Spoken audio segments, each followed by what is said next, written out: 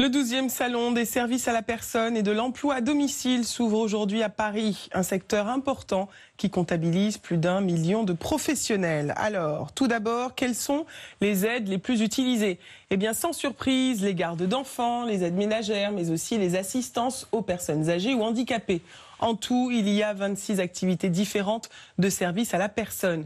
Plus de 3 millions de Français en ont utilisé une en 2017. Un secteur dynamique, porté par les naissances et par les plus de 65 ans, qui représentent près de 20% de la population.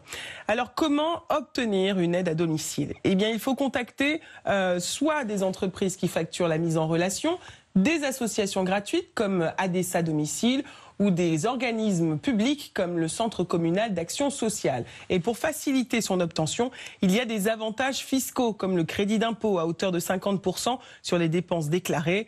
Enfin, il existe des aides comme l'allocation personnalisée d'autonomie versée aux personnes âgées en fonction de leur niveau de dépendance. Pour les familles, il y a le complément de libre choix du mode de garde versé par la CAF, selon notamment le nombre d'enfants.